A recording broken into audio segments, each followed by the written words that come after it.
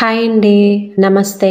Welcome to Durga Krishna kitchen. బయట నుంచి తెచ్చుకునే చట్నీ టేస్ట్ బావుంటుంది. అలానే హోటల్‌లో తినే చట్నీ టేస్ట్ కూడా బావుంటుంది. మరి మనకి ఆ టేస్ట్‌తో ఇంట్లో ప్రిపేర్ చేసుకుంటే ఎందుకు రాదు అని అనుకుంటూ ఉంటాం కదా! ఒకసారి ఈ వీడియోలో ఉన్నట్టుగా ఫాలో అయిపోండి. సేమ్ హోటల్‌లో తీసుకునే చట్నీ టేస్టే ఉంటుంది. చాలా చాలా బావుంటుంది టేస్ట్ అయితే. శనగపప్పు, కొబ్బరి చట్నీ అండి. సూపర్ కాంబినేషన్ కదా! ఇడ్లీని చట్నీతో కాకుండా చట్నీతో ఇడ్లీని తినే బ్యాచ్ అండి నేను. నాలాగే చాలామంది ఉంటారు. టిఫిన్ బావుండాలంటే మెయిన్‌గా అందులో చట్నీ అనింది తప్పకుండా సూపర్ టేస్టీగా ఉండాలి. లేదంటే టిఫిన్ తిన్న ఫీలింగ్ అస్సలు ఉండదు కదండీ! మరి హోటల్‌లో తినే టేస్ట్‌తో ఈ చట్నీని ఇంట్లోనే ఎలా ప్రిపేర్ చేసుకోవాలో ఈ వీడియోలో చూసేయండి. వీడియోలోకి వెళ్ళే ముందు మీకు గనక ఈ వీడియో నచ్చినట్లయితే తప్పకుండా వీడియోని లైక్ చేసి, షేర్ చేసి, కామెంట్ చేయండి. అలానే ఛానల్‌ని సబ్స్క్రైబ్ చేసుకొని పక్కనే ఉన్న బెల్ ఐకాన్‌ని గనక క్లిక్ చేసినట్లయితే నేను పెట్టే ప్రతి వీడియో యొక్క నోటిఫికేషను మీకొస్తుందండి. ఇంక లేట్ చేయకుండా ఎంతో టేస్టీగా ఉండే శనగపప్పు, కొబ్బరి చట్నీ తయారీ విధానం ఎలాగో చూసేద్దాం. ముందుగా మిక్సీ జార్‌లోకి ఇలా 4 పెద్ద వెల్లుల్లి రెమ్మలు వేసుకోండి. చిన్నవైతే హాఫ్ వెల్లుల్లి వేసుకోండి. వెల్లుల్లిని ఫ్రై చేసి వేయడం కంటే ఇలా పచ్చి వెల్లుల్లి మిక్సీ జార్‌లో వేసుకొని చట్నీ చేసుకుంటే టేస్ట్ అనేది చాలా చాలా బావుంటుందండి. అలానే మీ కారానికి తగ్గట్టుగా పచ్చిమిర్చి యాడ్ చేసుకోండి.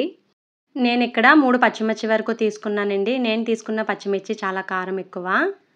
తర్వాత హాఫ్ కప్ వరకు కొబ్బరి తురుము తీసుకోవాలండి. మీరు కొబ్బరి ముక్కలైనా తీసుకోవచ్చు హాఫ్ కప్ వరకు. తర్వాత హాఫ్ కప్ వరకు గుల్ల శనగపప్పు తీసుకోవాలండి. కొబ్బరి, శనగపప్పు సేమ్ క్వాంటిటీ అండి. అప్పుడే చట్నీ టేస్ట్ అనేది బావుంటుంది. ఇప్పుడు దీనిలో వాటర్ వేయకుండా ఒకసారి బ్లెండ్ చేసుకొని, తర్వాత దానిలోకి టేస్ట్‌కి తగ్గట్టుగా ఉప్పును కూడా యాడ్ చేసుకొని, కావాల్సినంత వాటర్ యాడ్ చేసుకొని, ముక్కలేమీ లేకుండా మెత్తగా బ్లెండ్ చేసుకోవాలి. ఈ మాదిరిగా. ఇప్పుడు ఈ చట్నీకి తాలింపు పెట్టుకుందాం.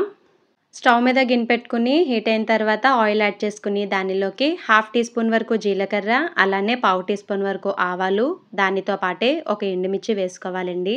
అవి బాగా ఫ్రై అయిన తర్వాత కొద్దిగా కరివేపాకును కూడా యాడ్ చేసుకొని బాగా ఫ్రై చేసుకొని చట్నీలోకి వేసుకోవడమే. ఈ తాలింపులో శనగపప్పు, మినపప్పు ఏం వేయనవసరం లేదండి. ఉత్తి జీలకర్ర, ఆవాలతోనే తాలింపు అనేది చాలా టేస్ట్ వచ్చేస్తుంది. అంతేనండి, రెడీ అయిపోయింది.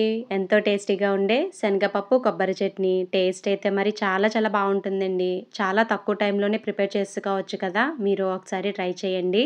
సేమ్ హోటల్‌లో తినే చట్నీ టేస్టే ఉంటుందండి.